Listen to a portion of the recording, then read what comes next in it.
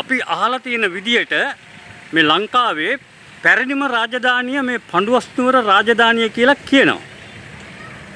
මෙහි යථාර්ථය කුමක්ද?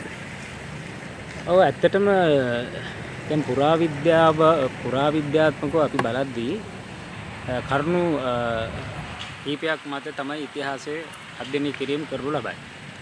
ඒදී එකක් තමයි අපි මූලික වශයෙන්ම බලනවා ලිඛිත සාක්ෂි කියන කාරණාව බලන්න.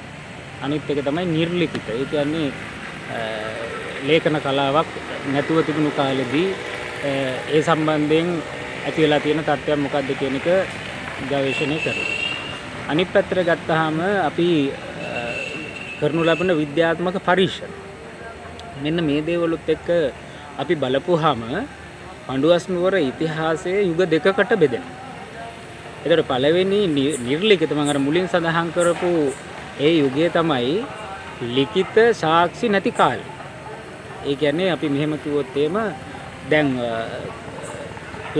ක්‍රිස්තු පූර්ව 3 වෙනි සියවසෙන් එහා පැත්තට ගත්තාම අපිට ලිඛිත සාක්ෂි නැහැ. හැබැයි එතනින් එහා පැත්තට ගියපන් පස්සේ පඬුවස්නුවර ඒකට සම්බන්ධ කරද්දී විජය රජුරුව පඬුවස්නුවරට විජය රජුරුව ලංකාවට ආවට පස්සේ පඬුවස් දෙව් රජතුමා හිටියා, බද්දකච්චායනා කියලා බිසවක් හිටියා, උම්මාද චිත්‍රා කියලා කෙනෙක් හිටියා, දීඝගාමිනී කියලා කෙනෙක් හිටියා, සහාය දෙන්නට දාව පණ්ඩුකාභය කියලා කුමාරයෙක් ඉපදුනා වගේ කියන මේ කාරණා කොහෙවත් ලියන්න ලේඛන කලාවක් තිබුණේ නැහැ. ලේඛන කලාවක් තිබුණේ නැහැ. එතකොට ලේඛන කලාවක් නැති කාලේ මේ අපි ගොඩාක් වෙලාවට ඒවා පවත්වාගෙන ඇවිල්ලා තිබුණේ මේ ජනප්‍රවාද වලින්. ජනප්‍රවාදයෙන් තමයි කරුණු කාරණා බොහෝ දේවල් අපි මේ වර්තමානයේ දක්වා අරන් ඇවිල්ලා තිබුණේ. එතකොට පඬුවස්නුවර ඉතිහාසය හොයාගෙන යද්දී ඒ අර නිර්ලිඛිත උගේට යද්දී එහෙම නැත්නම් ලේඛන කලාව නැති උගේට යද්දී මෙන්න මේ කාරණා. ඒ කියන්නේ මුලින් සඳහන් කරපු පඬුවස් දෙව් රජුරුව, පණ්ඩුකාභය, දීඝගාමිනී, උම්මාද චිත්‍රා කියන කාරණා එතකොට මේ පඬුවස්නුවරදී සිද්ධ වුණා කියන ඒ කතාව ජනප්‍රවාදයේ තමයි සඳහන් වෙන්නේ. ඒක එක කතාවක්.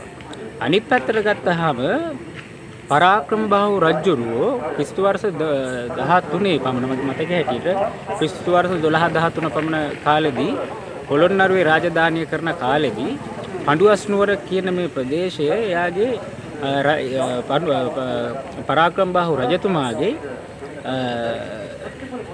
මේ ලංකාව පුරා සංචාරය කරද්දී පරාක්‍රම බාහු රජතුමා මේ පඬුවස්නුවර කියන රාජධානිය එක රාජධානියක් බවට පත් කරගත්තා කියන ඉතිහාස කතාවක් තව පැත්තකින් සඳහන් වෙනවා.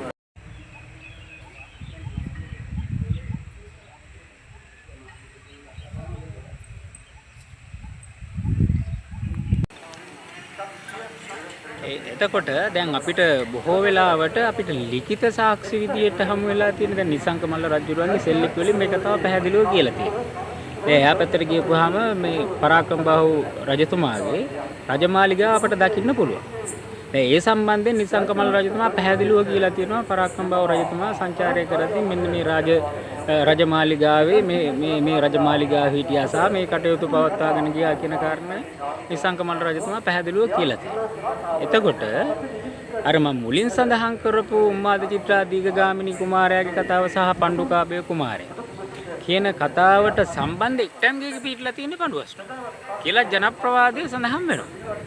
ඊට වර්තමානයේදී අර්ථකථනයක් එකතු වෙලා තියෙනවා මේක චක්‍රාවාලය කියලා. චක්‍රාවාලයේ සම්බන්ධනොත් විවිධ අර්ථකථන තිබෙනවා.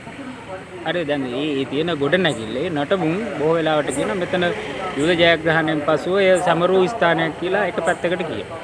අනිත් පැත්තකට කියනවා යුද පුහුණු කරන්න යොදාගත්ත ස්ථානයක් කියලා.